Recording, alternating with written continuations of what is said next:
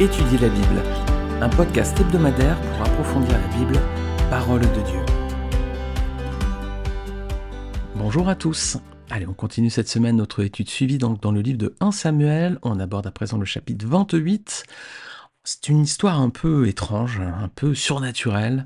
On va avoir le roi Saül qui va rencontrer une médium, pour parler avec des morts. Alors c'est un truc un peu glauque qu'on va voir cette semaine. Donc 1 Samuel chapitre 28, on va lire tout le chapitre. Je serai dans une version second 21. À cette époque-là, les Philistins rassemblèrent leurs troupes et formèrent une armée pour faire la guerre à Israël. Akish dit à David, « Tu dois savoir que vous ferez cette campagne avec moi, toi et tes hommes. » David répondit à Akish, « Eh bien, tu verras ce que ton serviteur fera. » Akish dit à David, « Eh bien, je t'établirai pour toujours comme mon garde du corps. » Samuel était mort, tout Israël l'avait pleuré, et on l'avait enterré à Rama dans sa ville. Saül avait supprimé du pays ceux qui invoquaient les esprits et les spirites. Les Philistins se rassemblèrent et vinrent installer leur camp à Sunem. Saül rassembla tout Israël, et ils établirent leur camp à Gilboa. À la vue du camp des Philistins, Saül fut rempli de peur, et son cœur trembla violemment. Il consulta l'Éternel, mais l'Éternel ne lui répondit pas, ni par des rêves, ni par l'Urim, ni par les prophètes. Saül dit alors à ses serviteurs, « Cherchez-moi une femme capable d'invoquer les esprits, et j'irai la consulter. » Ses serviteurs lui dirent, « À Endor, il y a une femme capable d'invoquer les esprits. » Alors Saül se déguisa en enfilant d'autres vêtements, et partit avec 2 hommes. Ils arrivèrent de nuit chez la femme. Saül lui dit, « Pratique donc la divination pour moi en invoquant un mort, en faisant monter pour moi celui que je t'indiquerai. » La femme lui répondit, « Tu sais ce que Saül a fait, la manière dont il a fait disparaître du pays ceux qui sont capables d'invoquer les esprits et les spirites. Pourquoi donc tends-tu un piège à ma vie? Veux-tu me faire mourir ?»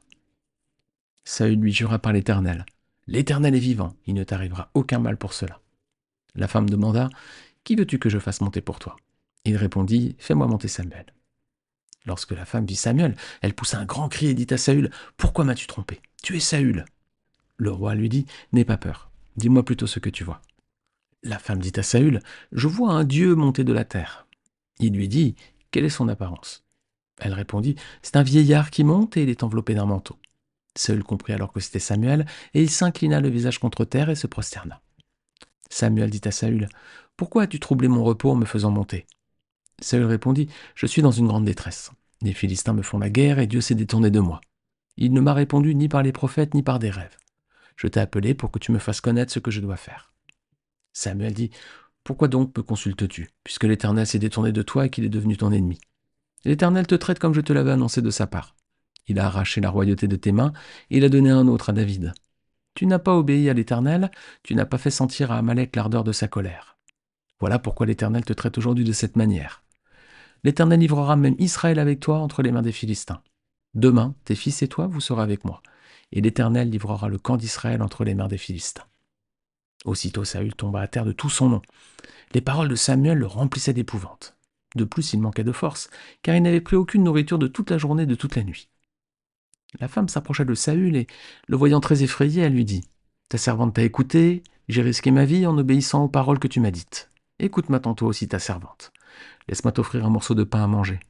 Ainsi tu auras la force de te remettre en route. » Mais Saül refusa et déclara, « Je ne mangerai pas. » Ses serviteurs et même la femme insistèrent, et il les écouta. Il se leva de terre et s'assit sur le lit. La femme avait chez elle un veau gras qu'elle s'empressa de tuer.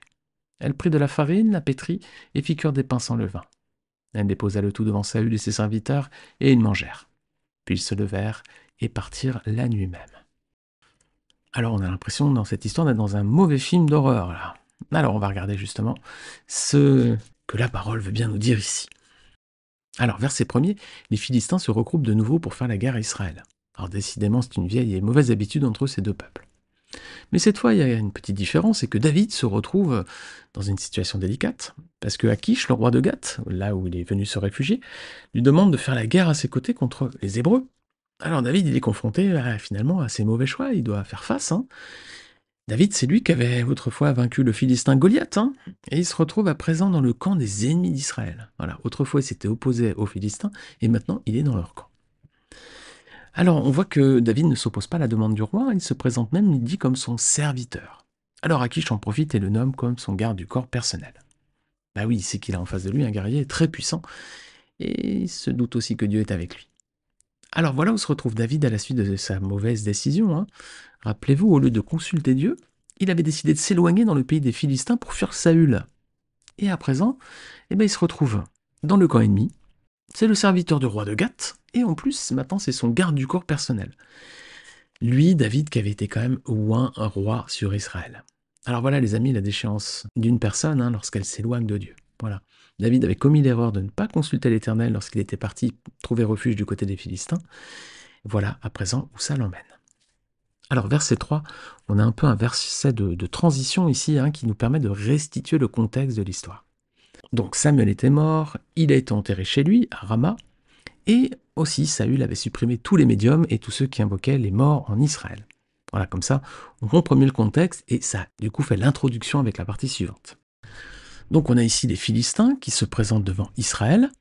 Alors, le roi Saül, qu'est-ce qu'il fait? Il réunit le peuple pour se préparer au combat. Mais soudain, quand il voit l'armée de ses ennemis, il est pris de peur, pris de panique là.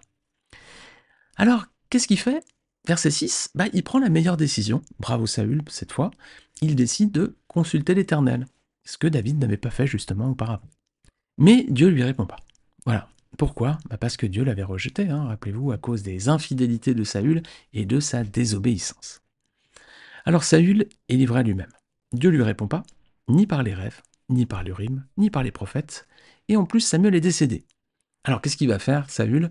Autant auparavant il avait pris la meilleure décision lorsqu'il avait consulté l'Éternel, et cette fois il prend la pire des décisions, il va essayer d'aller consulter un mort. Alors verset 7, il demande donc à ses serviteurs de lui chercher une femme qui interroge donc ceux qui sont décédés. Alors ce qui est étonnant, c'est qu'il avait lui-même fait interdire cette pratique abominable en Israël. Pourquoi? Parce que Saül savait que c'était formellement interdit par la loi. On voit cela dans Lévitique 19, 31 notamment et Lévitique 20, verset 6. On va les lire un petit peu plus tard. Mais on trouve aussi cette mention dans Deutéronome 18, versets 9 et 14. C'est le texte que je vais lire maintenant. Lorsque tu seras entré dans le pays que l'Éternel ton Dieu te donne, tu n'apprendras pas à imiter les pratiques abominables de ces nations-là. Qu'on ne trouve chez toi personne qui fasse passer son fils ou sa fille par le feu, personne qui exerce le métier de devin, d'astrologue, d'augure, de sorcier, de magicien, personne qui consulte les esprits ou les spirites, personne qui interroge les morts. En effet, celui qui fait cela fait horreur à l'Éternel. Et c'est à cause de ces pratiques abominables que l'Éternel ton Dieu va chasser ces nations devant toi. Tu seras tout entier à l'Éternel ton Dieu. En effet, les nations que tu vas chasser écoutent les astrologues et les devins. Mais à toi, l'Éternel ton Dieu ne le permet pas. Alors c'est très clair, l'astrologie, la magie, les médiums, les devins, tous ceux qui pratiquent l'occultisme, les sorciers, voilà. Et puis donc ceux qui interrogent les morts, les spirites, voilà, eux aussi sont condamnés ici par Dieu. Alors verset suivant, ses serviteurs informent Saül qu'il y a toujours une femme capable d'invoquer les esprits et elle habite à Andorre. Alors Saül se retrouve obligé à présent de se déguiser pour aller rencontrer cette femme. Et bien là encore les amis, quelle bassesse pour celui qui est roi d'Israël. Et c'est la situation de celui qui commet un péché. Après un péché, on est souvent bien obligé de se cacher pour ne pas être vu de tous, et la situation est encore pire qu'avant. Alors Saül arrive chez cette femme, et donc lui demande de pratiquer la divination afin qu'il parle avec un mort. Alors la femme, elle refuse bien sûr, parce que le roi Saül a interdit cette pratique, donc elle sent le piège là. Mais elle ne sait pas encore qui se trouve en face d'elle. Alors la réponse de Saül, elle est quand même assez surprenante. Qu'est-ce qu'il fait? Regardez bien. Eh bien, il jure par l'Éternel. Il dit que l'Éternel est vivant et donc qu'il ne lui arrivera aucun mal. Alors cette réponse, ça montre toute l'ambiguïté de la personnalité de Saül. En apparence, il semble être un homme de foi, donc un homme qui craint Dieu parce qu'il l'implique dans ses décisions, voilà. Saül jura par l'Éternel est vivant, voilà. Il a donc l'apparence d'un homme pieux, mais en réalité, qu'est-ce qu'il fait? Il est en train de prendre le nom de Dieu en vain, ce qui est interdit par la loi. Il ne fait pas la volonté de Dieu, parce qu'ici il contourne un interdit de la loi. Il encourage également le péché, et il entraîne les autres à en faire autant. Rappelez-vous, il avait demandé à ses gardes d'aller chercher une médium, et puis ici, il force la femme à finalement accomplir un acte abominable. Donc en apparence, c'est quelqu'un de religieux, mais dans les faits, vous voyez que son attitude montre plutôt tout l'inverse. Alors Saül, typiquement, il représente un peu toutes les personnes qui donnent l'impression de croire en Dieu, qui semblent faire sa volonté, qui semblent marcher avec lui. Mais tout ça, c'est que de l'hypocrisie, les amis, parce que le cœur de Saül n'est pas avec le Seigneur. Et on comprend à présent pourquoi l'Éternel l'avait rejeté comme roi d'Israël.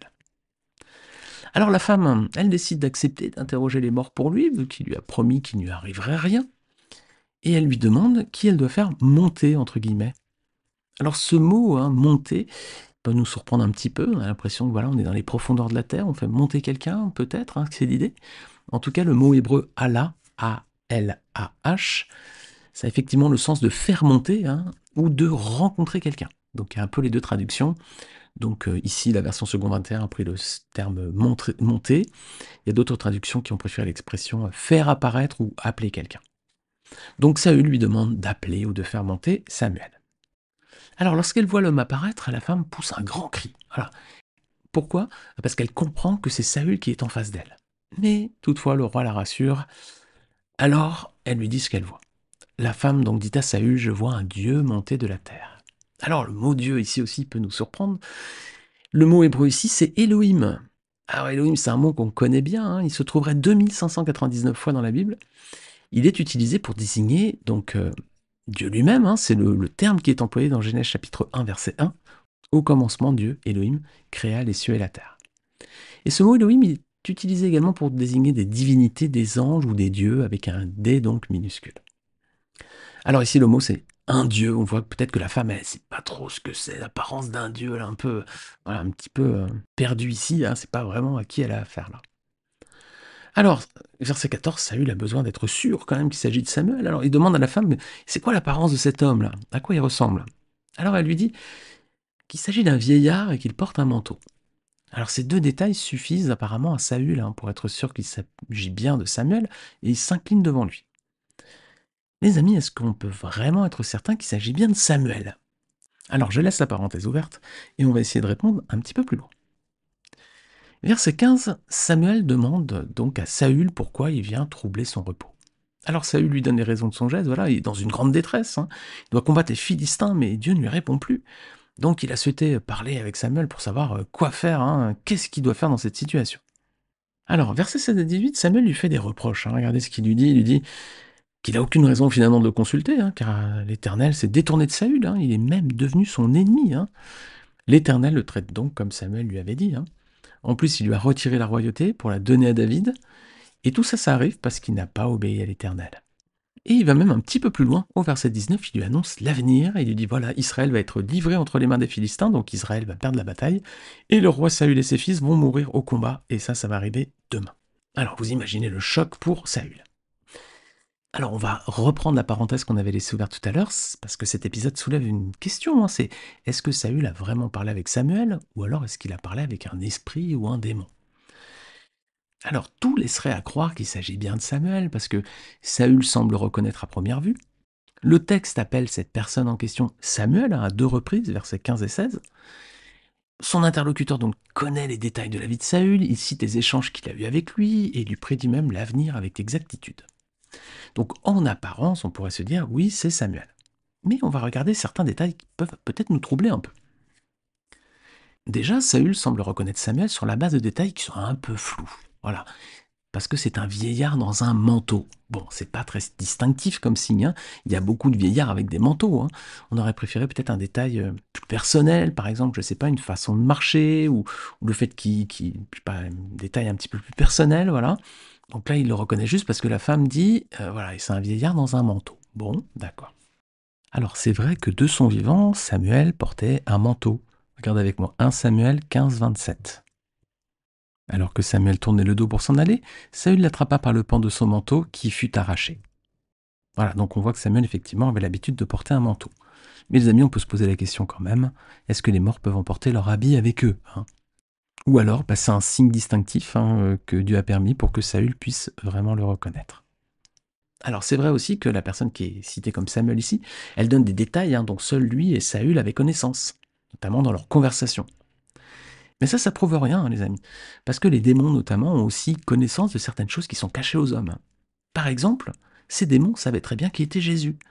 Regardez avec moi, Marc chapitre 1, versets 23 à 25. Il se trouva dans leur synagogue un homme qui avait un esprit impur et qui s'écria « Qu'y a-t-il entre nous et toi, Jésus de Nazareth? Tu es venu pour nous perdre. Je sais qui tu es, le Saint de Dieu. » Jésus le menaça, disant « Tais-toi et sors de cet homme. » Et l'esprit impur sortit de cet homme en l'agitant avec violence et en poussant un grand cri. Alors ici, on a Jésus qui est face à un esprit impur. Et cet esprit, regardez, il connaît son nom, voilà, Qui a-t-il entre nous? Jésus, hein, voilà, il l'appelle Jésus, il connaît son nom. Il sait d'où il vient, il dit Jésus de Nazareth, donc il a quand même un détail important là, à sa connaissance. Et ensuite, il sait qu'il est le Fils de Dieu, voilà. Je sais qui tu es, le Saint de Dieu. Et il connaît même sa mission, il dit tu es venu pour nous perdre. Alors, vous voyez, les esprits impurs, hein, les démons, ont aussi connaissance de certaines choses qui sont parfois cachées aux hommes.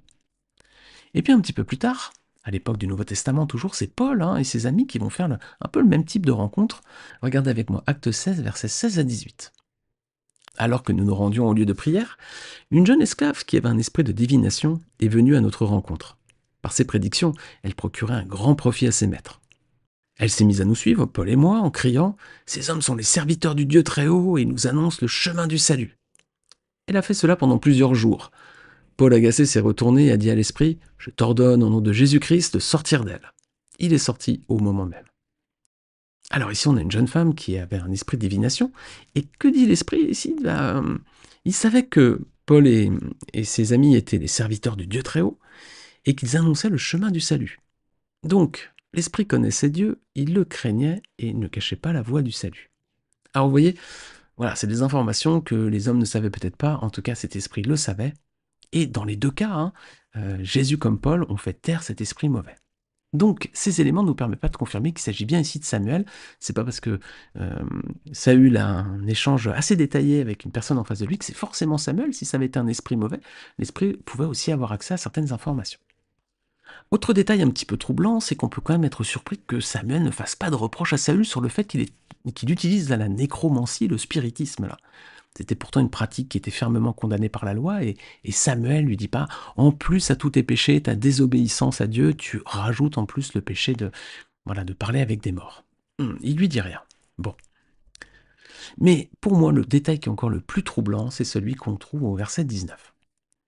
Samuel dit alors que Saül et ses fils seront avec lui demain. Voilà, donc il annonce qu'ils vont mourir, et que du coup, Saül va retrouver Samuel demain, et donc il y aura ses enfants avec lui. Ce qui est troublant ici, c'est qu'il n'est pas sauvé, quoi. Parce que l'Éternel l'a rejeté, clairement. D'ailleurs, Saül n'a jamais vraiment marché avec Dieu. C'était toujours par convenance, finalement, parce que le Seigneur répondait à ses demandes, mais il n'avait pas du tout une démarche ou une vie spirituelle. Il avait une apparence pieuse, mais bon, c'est tout, quoi. On sait que clairement, il ne faisait pas la volonté de Dieu, et Dieu l'a rejeté. Donc on peut sans doute affirmer, sans se tromper, que Saül n'était pas sauvé. En revanche, Jonathan, oui, lui, visiblement, oui, vu son attitude avec David et sa crainte de Dieu, oui, Jonathan, lui, était visiblement sauvé. Donc on a un Saül qui est perdu, Jonathan qui est sauvé, et donc Samuel dirait « Vous serez avec moi demain ». Alors pourquoi Saül sera avec lui demain? Jonathan éventuellement, mais Saül, pourquoi? Donc, c'est ce qui me gêne le plus dans ce passage, les amis. J'avoue plutôt pencher sur l'option que c'est pas Samuel en face de lui. Mais j'ai regardé d'autres ressources chrétiennes, j'ai regardé d'autres prédicateurs, enseignants, voilà. Et à mon avis, il est clairement pas partagé par tous. Donc voilà, j'ai pas vu beaucoup de personnes qui disaient que ce ne serait pas Samuel. J'en ai pas vu d'ailleurs. Alors il y en a peut-être, mais je les ai pas vus. Donc je ne veux pas ici affirmer une certitude, j'ai plutôt le sentiment qu'il ne s'agit pas de Samuel, mais je peux largement me tromper, d'autant que le texte biblique ne parle pas d'un esprit qui aurait pris l'apparence de Samuel. D'ailleurs, le texte biblique dit bien Samuel, il le cite bien à plusieurs reprises, donc je ne sais pas. En tout cas, il y a des petits détails comme ça qui m'interpellent un peu, mais bon, les amis, c'est pas essentiel, ça, c'est pas le pilier de la foi ici. Le Seigneur nous expliquera tout lorsqu'on sera au ciel avec lui. Alors on referme la parenthèse, qu'on va rouvrir aussi un petit peu après quand même. Mais là on va reprendre juste la fin de l'histoire. Cette conversation, vous l'avez compris, elle n'a pas rassuré Saül. Bien au contraire. Il était déjà terrorisé à l'idée d'affronter les Philistins. Alors à présent, il est terrorisé à l'idée de savoir qu'il va perdre la bataille et qu'en plus il va mourir. Alors là, il s'effondre à terre, littéralement. Alors, faut dire aussi qu'il manquait de force. Il n'avait pas mangé depuis 24 heures, donc la femme et les gardes le raisonnent, l'obligent à manger. Voilà, il reprend des forces, et puis à la fin du repas, donc il repart de nuit vers le camp d'Israël avec ses hommes. Ce sera donc sa dernière bataille. Il va effectivement mourir dans les combats le lendemain. Alors, on va s'arrêter là pour cette semaine. On va traiter la suite. La semaine prochaine, si on sait faire un podcast un peu long, on est toujours dans un format 15-20 minutes. Alors, la semaine prochaine, je vous retrouve pour la suite de cette histoire donc, entre Saül et Samuel. Et je vous retrouve la semaine prochaine avec impatience. À bientôt.